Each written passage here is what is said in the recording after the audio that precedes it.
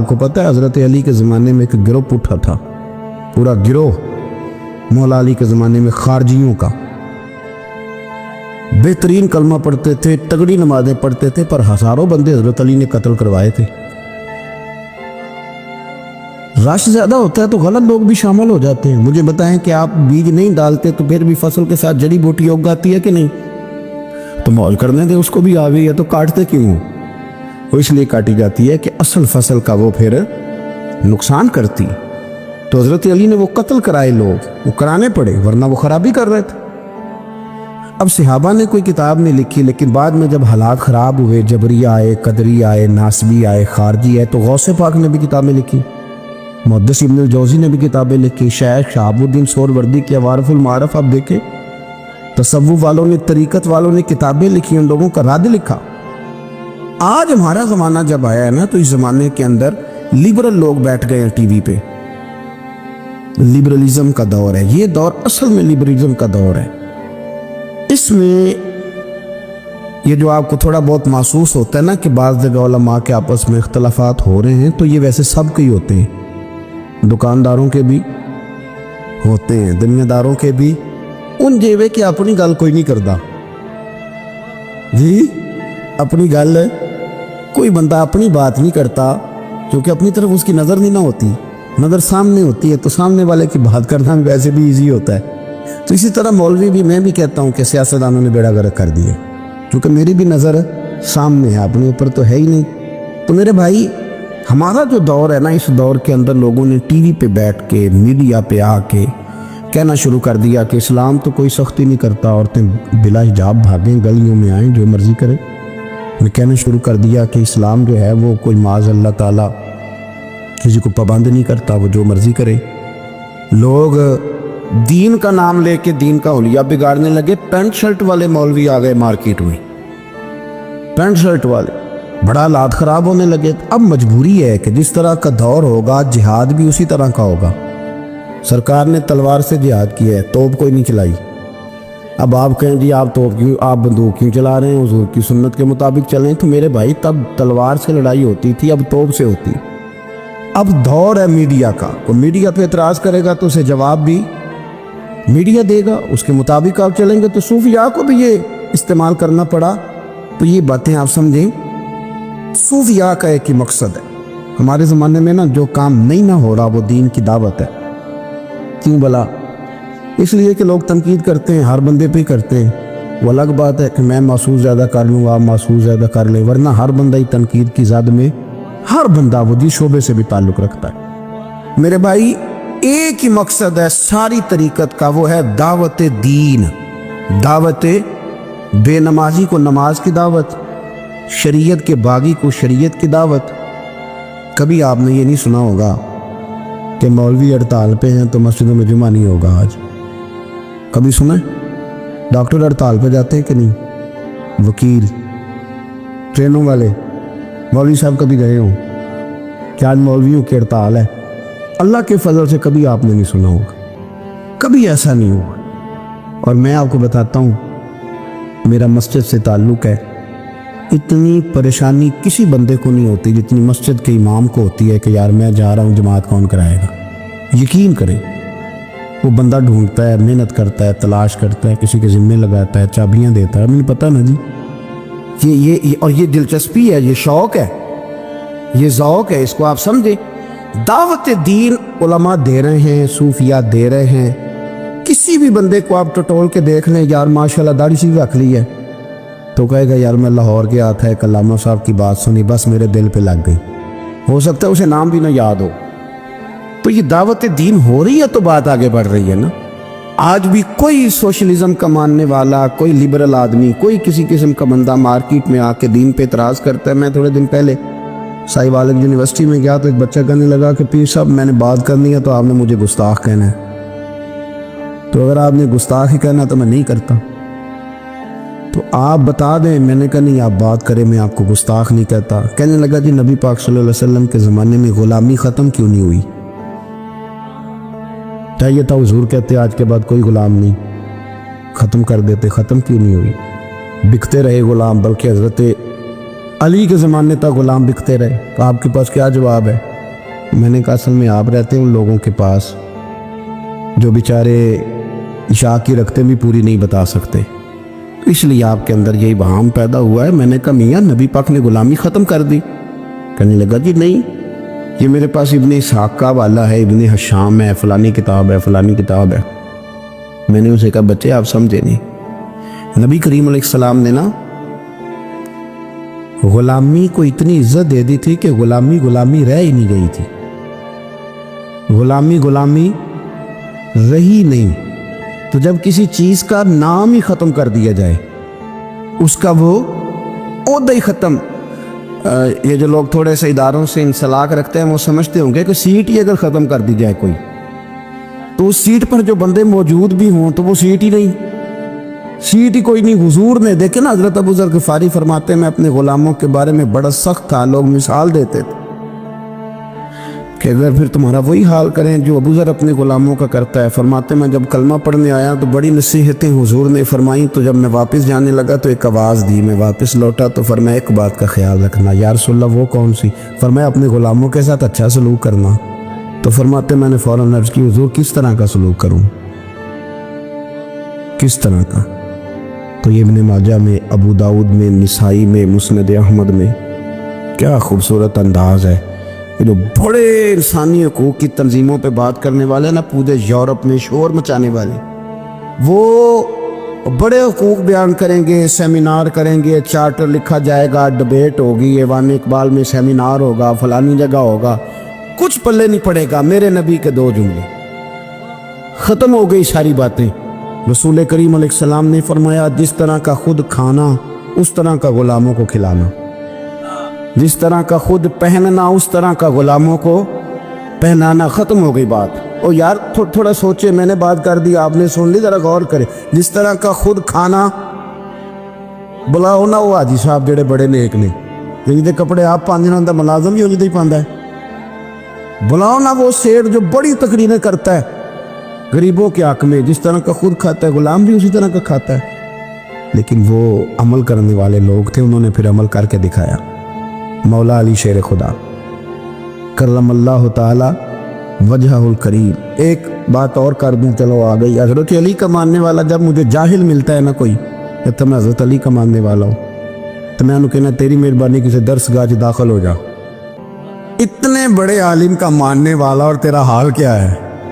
دیکھیں نا، میں کہوں او استاد جی کا شاگرد ہوں، کہ بندے کہیں گے تیری گلہ تے نہیں پہ دس دیا۔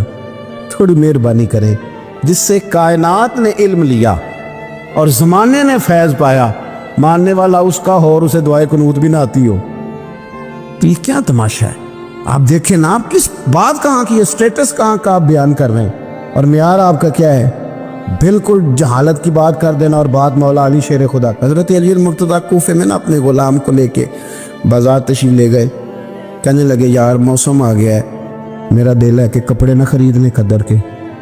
اس نے کہا حضور چلیں، تو غلام کہتا ہے 2 جوڑے حضرت علی نے خریدے، ایک مہنگا ایک سستا۔ تو موٹی بات ہے، جو مہنگا ہے وہ آقا پہنے گا اور سستا ایسے ہی ہوتا ہے نا جی۔ چلو اور گل کرنے ہیں شادی، جلدی سمجھے جا جائے گی۔ جدھر جائیے دکاندار کو ویاہ تے کپڑے لین تے انہوں کہیدا ایک پان والے وکھا، پھر کہیدا ایک دین دوان والے وکھا۔ وہ دین دوان والے کہڑے ہوندے نے بھلا؟ جڑے پان والے نہیں ہوندے۔ دین دوان والے کہڑے ہوندے نے؟ ایک وہ دے جڑے پانے والے نے، تے ایک وہ دے جڑے دینے والے نے۔ یہ دینے والے وہ ہوندے نے جڑے پان والے، ہاں جی وہ والے دکھا۔ تو وہ دکاندار کے پاس جا کے حضرت مولا علی شیر خدا رضی اللہ تعالیٰ نے اس کے ساتھ بیٹھے، 2 جوڑے خریدے۔ غلام کہتا ہے جب واپس نکلے تو حضرت علی رضی اللہ تعالیٰ نے وہ دونوں جوڑے، چونکہ میں غلام تھا میں نے پکڑے ہوئے تھے، سمجھ لیں کہ وہ تھیلا کپڑوں کا میرے ہاتھ میں تھا۔ فرماتے شیر خدا کا گھر آ گیا، میرا بھی غریب خانہ آ گیا، اب ہم نے جدا ہونا تھا، تو ڈیفینیٹ بات تھی، طے تھا کہ یہ پتلا جو ہے اور کم قیمت کا جوڑا میرا ہے۔ تو کہتے ہیں حضرت علی شیر خدا رضی اللہ تعالیٰ عنہ نے مجھے کہا کہ میرا جوڑا دے دو، تو میں نے وہ کپڑا جو مہنگا تھا وہ ان کی طرف بڑھایا، تو انہوں نے سستے کپڑے پہ ہاتھ ڈالا، فرمانے لگے یہ تیرا ہے۔ اور وہ پیر صاحب بھی ایسے کر سکتے ہیں ویسے کبھی کبھی، ہاں ان کے لیے بھی جائز ہے، کوئی منع ان کے لیے بھی منع ہاں جی، نذرانہ لینا بھی سنت ہے اور کبھی کبھی غریب مرید کو دینا بھی سنت ہے. یہ بھی سرکار کے دین میں بات موجود ہے. بلکہ حضرت شیخ شہاب الدین سہروردی سے کسی نے کہا نذرانہ کس کو کہتے ہیں؟ فرمایا امیر سے لے لینا اور غریب کو دے دینا، اسی کا نام نذرانہ ہے. حضرت مولا علی شیر خدا کے اس غلام نے جب مہنگا جوڑا اپنے پاس دیکھا اور سستا حضرت علی کی طرف دیکھا تو اس نے ایک جملہ کہا. پھر حضرت علی نے جواب دیا، یہ ہے شیر خدا کی تعویل. ہم نا جب بچوں کو سبق پڑھاتے ہیں نا مدارس میں، تو پہلے اعتراض قائم کرتے ہیں، پھر خود اس کا جواب دیتے ہیں. تو دو قسم کا جواب ہوتا ہے، ایک الزامی ہوتا ہے، ایک تحقیقی ہوتا ہے. کئی دفعہ ہمارے بچے مطمئن نہیں ہوتے، وہ کہتے ہیں جی میں نہیں مطمئن ہوا، جواب دوبارہ دیں. لیکن حضرت علی تھے نا، غلام نے اعتراض قائم کیا، اس نے ایک جملہ کہا، کہنے لگا حضور یہ سستا جوڑا مجھے دے، مہنگا آپ نے. فرمایا کیوں؟ کہنے لگا اس لیے کہ آپ آقا ہیں اور میں غلام ہوں. اب شیر خدا کا جواب سنے شیروں والا. فرمانے لگے نہیں میاں، مہنگا تو پہن اور سستا میں پہنوں. کہنے لگا کیوں ہے؟ فرمانے لگے اس لیے کہ میں بوڑھا ہوں تو جوان ہے. میں بوڑھا ہوں تو جوان جو ہوتے ہیں وہ پہنے کپڑے اچھے اچھے مہنگے، میرا تو بڑھاپا ہے. وہ شخص کہتا ہے کہ میرے پاس اس بات کا جواب ہی کوئی نہیں تھا، کوئی جواب. اتنی بڑی بات کر دی. فرمانے لگے یہ مہنگا ہے، یہ جوان کوئی آدمی پہنے، میں بوڑھا ہوں. میں تو دعوت دین فقط مقصد صوفیاء کا. آج بھی دین کے حوالے سے جو تشریحات، آج نہ لوگ دین کے خلاف نہیں بولتے. کوئی بندہ آپ کو ایسا نہیں ملے گا، کوئی بھی. آج کے دور میں جو فتنہ ہے وہ ہے دین کی غلط تشریح کا فتنہ. غلط تشریح. ٹی ویوں پہ لوگ بیٹھ گئے، وہ تشریحات غلط کر رہے ہیں. ہر بندہ کہے گا نبی پاک نے اپنے دشمنوں کو معاف کیا، آپ کہتے ہیں گستاخ کو پھانسی دینی. ہر بندہ یہ اور آیتیں پڑھ پڑھ کے سنائیں گے، وَمَا أَرْسَلْنَاكَ إِلَّا رَحْمَةً لِّلْعَالَمِينَ. حالانکہ انہیں یہ نہیں پتا کہ رحمت للعالمین نبی نے فرمایا ہے کہ اگر کوئی شراب پیے گا تو ہم اسے کوڑے ماریں گے. اور حضور نے کوڑے مروائے ہیں، اپنی آنکھوں کے سامنے سرکار نے کوڑے مروائے ہیں. رحمت للعالمین نبی نے. جہاد کی بات آئی ہے تو فرمایا اب قتال ہوگا، اب کافروں کی گردنیں کاٹی جائیں. ہر چیز کا ایک وقت ہوتا ہے. غلط تشریحات. جی حضور نے اپنے بے ادب کو معاف کیا، تو میں نے کہا نبی پاک نے بے ادب کو معاف کیا، کسی صحابی نے حضور کے بے ادب کو معاف نہیں کیا. آپ دین کی تشریح کو سمجھے. اسی طرح کا معاملہ اور بہت ساری چیزوں کے ساتھ ہے. وہ کہتے ہیں جی وضاحت کے ساتھ فلانی شے کا ذکر نہیں آیا لہذا ہم کریں گے. پردے کے ساتھ بڑی بری حالت کر دی گئی ہے. عورتوں کا پردہ بالکل لوگوں نے، اور یہاں تک لوگ کہتے ہیں کہ جی چہرے کا پردہ ہی نہیں، دین میں تو آنکھیں نیچی کرنے کا حکم ہے. تو میں نے کہا ٹھیک ہے آپ آنکھیں نیچی کر لیں، کچھ کریں تو صحیح نا. اور مختلف قسم کی غلط تشریحات ہیں، توضیحات ہیں. کہتے ہیں جی پیر صاحب سے پردے کی کوئی ضرورت نہیں، اس لیے کہ پیر باپ کی جگہ پہ ہوتا ہے. باپ تو نہیں نہ ہوتا، جگہ پہ ہوتا ہے نا. مومنوں کی مائیں، قرآن کہتا ہے کہ یہ مومنوں کی مائیں ہیں، لیکن مومنوں کی ماں کے پاس جب ان کا بیٹا حضرت عبداللہ ابن مکتوم نابینا آئے تھے تو حضور نے فرمایا تھا عائشہ پردہ کرو. عرض کی حضور وہ تو نابینا، یہ رشتہ قرآن نے بیان کیا، یہ تو نابینا ہے. تو فرمایا تمہیں تو نظر آ رہا ہے. تو اس دور کے اندر جو لوگ دین پہ لیبل لگا کے نا، ایک دین پہ لیبل لگا کے کہ نہیں ادھر بھی گنجائش ہے، یہاں بھی مسئلہ ہے، یہ اب اس دور کا فتنہ ہے. جدت کے ساتھ بڑے بڑے ایسے اسکالر باقاعدہ ٹی وی پہ بٹھائے گئے کہ جنہوں نے کہا کوئی ضرورت نہیں. آپ یہاں تک میں سنتا ہوں کہ ایک ہو گئے تو گزارا ہو جائے گا. یہاں تک بھی میں سنتا ہوں کہ یہ آپ غلط تشریحات کر رہے ہیں. اور میں ایک ایسے اسکالر کو بھی جانتا ہوں جو کہتا ہے کہ بس ٹھیک ہے، نکاح جب کسی شخص نے کسی کو قبول کر لیا تو نکاح ہی نکاح ہے، ایجاب و قبول کا نام نکاح ہے. تو بڑے بڑے فتنے، بڑی بڑی آزمائشیں، اور وہ طبقات جو حاوی ہیں، جو پاورفل ہیں، جو مالدار ہیں، ان کا تسلط ہے، وہ دین کو غلط انداز میں پیش کرتے ہیں، آزاد رہنا چاہتے ہیں. میں بڑی دیر پہلے کا کہہ رہا ہوں، پھر کہتا ہوں، کمزور باتیں کرنی چھوڑ دیں، مایوسی کے جملے اپنی زندگی سے نکال دیں. ہم مسلمان ہیں. آپ بیمار ہو گئے ہیں تو یہ بھی خدا کا فضل ہے، گناہ معاف ہوں گے. اگر اللہ تعالیٰ نے فقیر بنا دیا، غریبی آ گئی ہے تو یہ بھی فضل ہے، امیروں سے پہلے جنت میں جائیں گے. اگر اللہ تبارک و تعالیٰ نے کسی جگہ آپ کو मकान नहीं दिया और दूसरे को दे दिया है, तो आप वो लोग हैं जो अजीम सुन्नत अदा कर रहे हैं सैयदना बिलाल हबशी की। अगर किसी जगह कोई कमज़ोरी आ गई है, कोई पीछे रह गए हैं, तो ये खुदा का फजल है। अल्लाह ताला ने चाहा हमारे लिए जो फैसला, तो हम उस पर राज़ी हैं। लेकिन अपनी ज़िंदगी में और शिकवे इतने बढ़ा लिए हमने, इतने बढ़ा लिए कि लोगों से शिकवे करते करते रब रसूल से भी शुरू कर दिए। गुलाम भी कभी शिकवा करता है, आका का भी शिकवा होता है, बंदा भी कभी शिकवा करता है, रब का भी शिकवा होता है, ये भी कभी होता है। आप न माने पर यह शिकवा है कि मैं बड़े डॉक्टरों के पास गया हूं, आराम नहीं आया। न माने पर यह शिकवा है मैंने कभी किसी को सताया तो नहीं, पर मेरे हालात नहीं ठीक होते। आप न माने पर यह शिकवा है कि फलाने के पास दौलत ज़्यादा है, उसने पता नहीं वो आगे निकल गया और मैं पीछे रह गया। न माने पर यह शिकवा है। किससे कर रहे हो? रब रसूल से। ओ हस बोले ते ओदी मेहरबानी, असां ते लाड ही लड़ावने ने।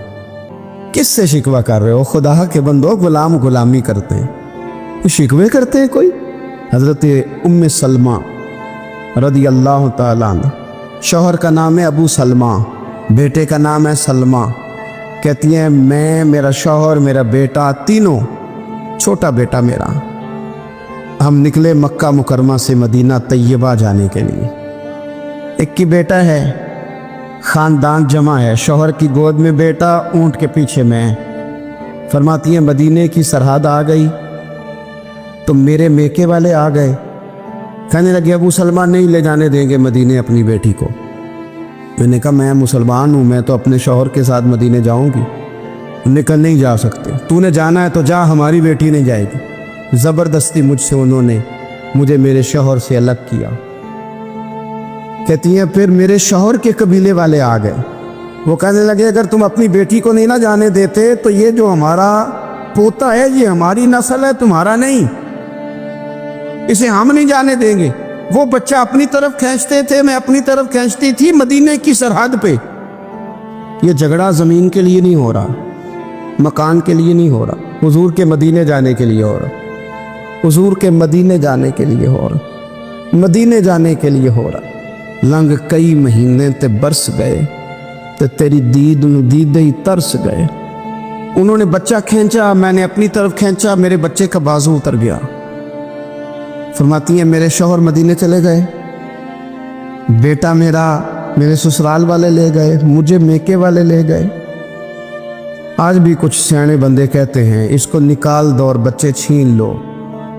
उनका भी ख्याल था कि बेटा ले जाएंगे ना तो अबू सलमा भी मदीने से वापस आ जाएगा, ये भी वापस आ जाएगी। और यार इतना बड़ा भी जालिम कोई नहीं होगा जो माँ बाप से बच्चे जुदा करे। फरमाती हैं कि वो ले गए छीन के, मैं मेके चली गई। लोग रोटी खाते थे, मेरे हलक से नहीं गुजरती थी। ज़माना सोया करता था, मैं सो नहीं पाती थी। बेटा कहाँ, शौहर कहाँ, मैं कहाँ। उम्मे सलमा कितनी देर तकलीफ़ काटी।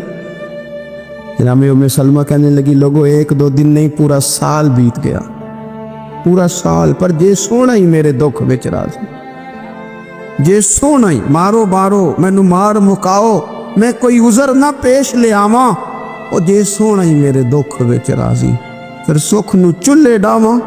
फरमाया साल बीत गया, लोग सुबह उठ के काम काज पे लग जाते, कपड़े बदलते, ड्यूटियां करते, और मैं सवेरे उठ के उस जगह आ जाती जहां मेरा शौहर और मेरा बेटा बिछड़ा था। मैं सारा दिन रोती, आहुजारी करती, हुजूर के मदीने की तरफ मुंह करके मैं तड़पती। साल बीत गया, साल, एक हफ्ता नहीं निकलता बच्चों के बगैर। बड़े बड़े सियाने लोग परदेश जाते हैं तो बच्चों की फ़ोटो देख देख के रोते हैं, लेकिन कहती है माँ थी, बेटा बिछड़ा और फिर बेटा बीमार हो और माँ से जुदा हो, कितनी तकलीफ़ का मंजर है। आप फरमाती है कि एक साल बीत गया और मैंने किसी की मिन्नत नहीं की, मैंने कोई शिकवा नहीं किया, इसलिए कि जिस हाल में रब रसूल रखे। ये हौसला, ये सब्र, ये तवानाई। एक साल के बाद मेरे चचा का बेटा मेरे पास से गुजरा, तड़पते देख कर कहने लगा मेरी बहन तू सारा दिन रोती रहती है। तो मैंने कहा भाई तुम्हें क्या बताऊं, इसका शौहर चला जाए, बेटा जुदा हो जाए, वो क्या करेगी। फरमाते उसने जाके मेरे बाप से, अपने वाली से, मेरे ख़ानदान वालों से कहा इसकी सज़ा कब ख़त्म होगी। اس غریبنی کا قصور یہ ہے کہ یہ مدینے والے کا کلمہ پڑھتی ہے، اس کی غلطی یہ ہے کہ یہ مسلمان ہو گئی ہے، دین حق قبول کر لیا، کیوں نہیں تم خیال کرتے؟ کہتے ان کے دل نرم ہوئے، وہ رضامند ہوئے مجھے مدینے جانے، پھر اس نے کوشش کی میرے سسرال پیغام بھیجے، کب بس کرو، اور بچہ تو چڑیا کا جدا ہو جائے تو وہ تڑپا کرتی ہے، اور تم نے ایک جیتی جاگتی ماں کا بیٹا جدا کیا ہے۔ وہ بھی نرم ہوئے، رب نے اسباب بنائے، میرا بیٹا مجھے ملا۔ کہنے لگے تو رہ جا، میں نے کہا نہیں، تم مسلمان نہیں ہو، تمہیں پتہ نہیں نا، میں یہاں نہیں رہ سکتی، مجھے مدینہ ہی جانا ہے۔ اکیلی اتنا سفر، جنگلوں کا رستہ، پہاڑی رستہ طے کر لو گی؟ میں نے کہا میں کر لوں گی۔ جنوں ویک کے ٹھر دیاں اکھیاں نے تو جنوں ویک کے ٹھر دا سینہ ہے، ربا تیری ساری خدائی چ ایک کی شہر مدینہ ہے۔ کہتی میں اونٹ پہ بیٹھی، بیٹا میں نے گود میں بٹھا لیا، میں سفر کرنے لگی، پر دل میں کھٹکا تھا کہ اتنا لمبا سفر، بیٹا چھوٹا ہے، کیسے کروں گی؟ کہتے مجھے عثمان بن طلحہ مل گئے، کہنے لگے کہاں جا رہی ہو بہن؟ میں نے کہا مدینے۔ کہیں اکیلے جاؤ گی؟ میں نے کہا جانا تو ہے نا، کوئی ساتھ چلے نہ چلے پر شہر رسول تو جانا ہے نا۔ آپ فرماتی ہیں میں نے عثمان بن طلحہ سے نیک بندہ کوئی نہیں دیکھا، میرے اونٹ کی لگام تھام لی۔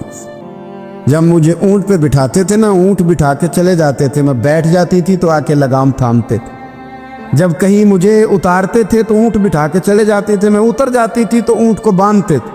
سونا ہوتا تھا تو اونٹ بٹھا دیتے، میں اتر جاتی، وہ دور جا کے لیٹ جاتے۔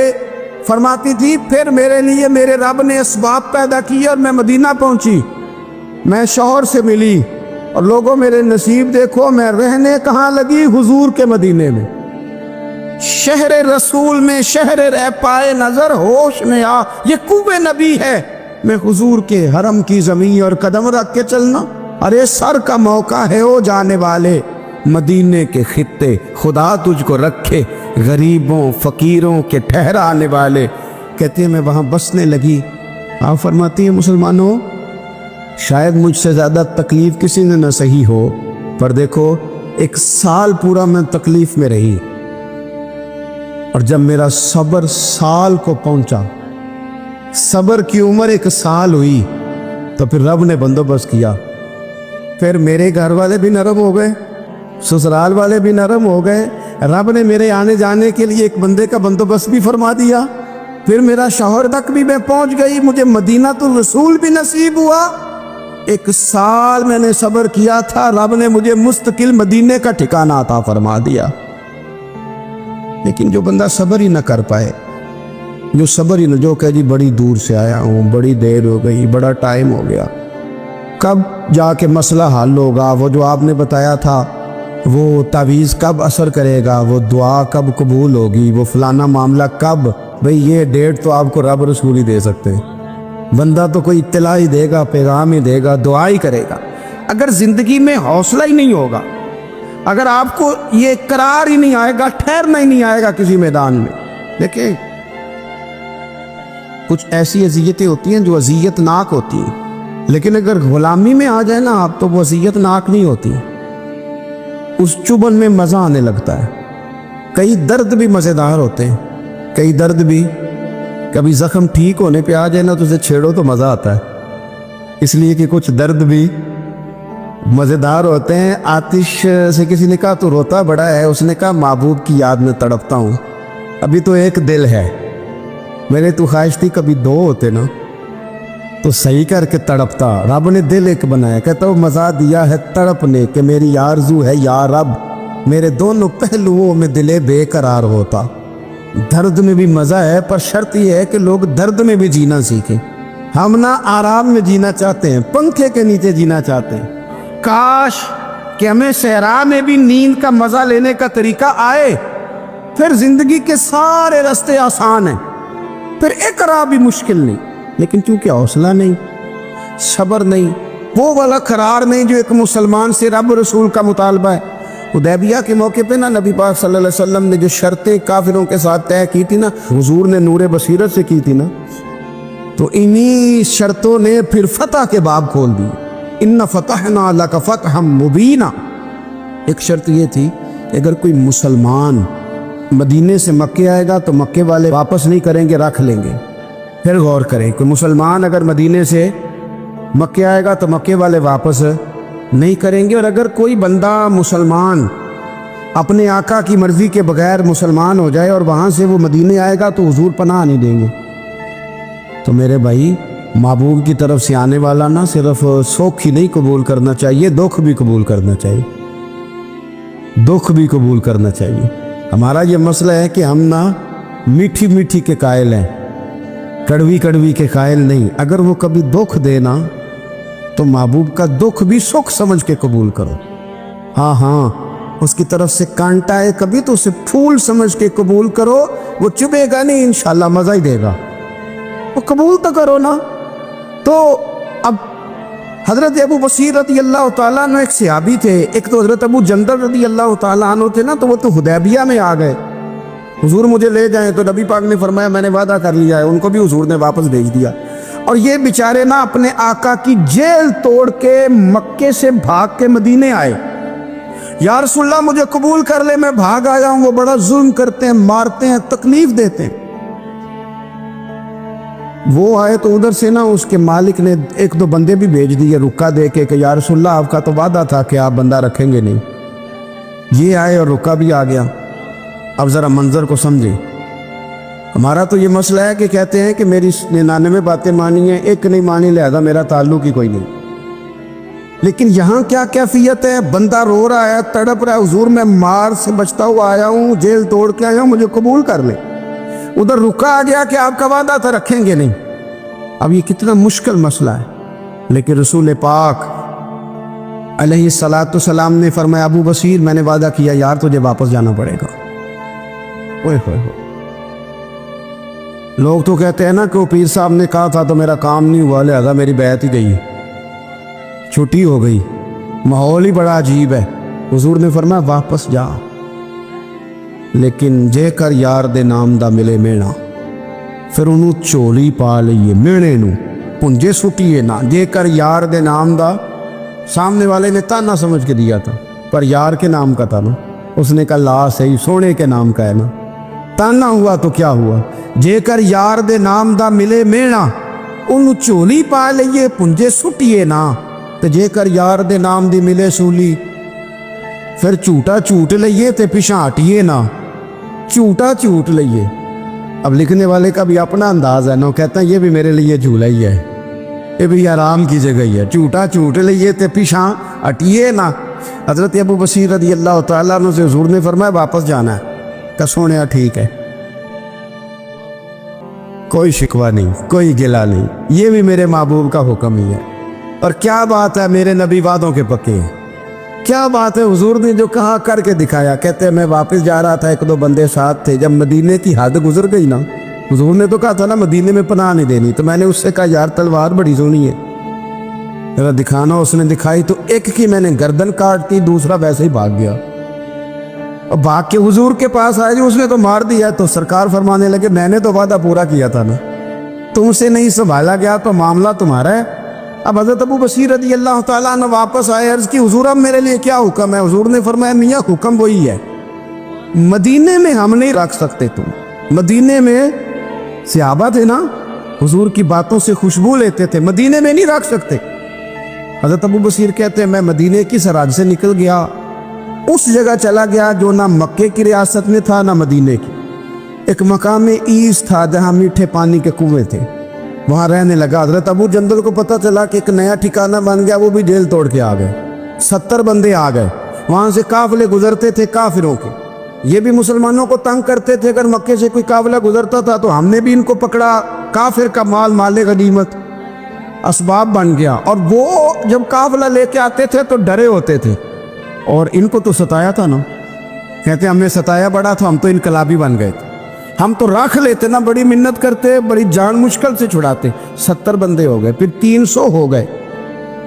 تب وہ بصیر کہتے ہیں دنیا مدینے جاتی تھی لیکن ہم تڑپتے تھے، ہم تڑپتے تھے، روت لنگ گئی ہے پھر باہر آ دی تے اجے چٹھیاں مدینے آئیاں نہیں، ہم تڑپتے تھے کہ یار کوئی موقع ملے، روز رات کو روتے تڑپتے۔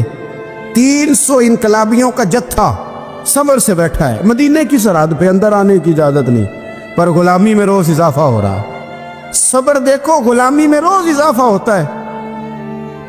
तंग आ गए काफिर, पहले बड़ी डींगे मारते थे कि देखो हमने कैसी शर्त मनवाई है, कैसी शर्त मनवाई है कि उनका बंदा आएगा तो हम वापस नहीं करेंगे, हमारा जाएगा तो उन्हें करना पड़ेगा। फिर इतने तंग आए कि खुद आके कहने लगे हुजूर मेहरबानी करें, ये शर्त तो ख़त्म करे दो, और इन 300 को तो मदीने बुलाएं, मेहरबानी फरमाएं।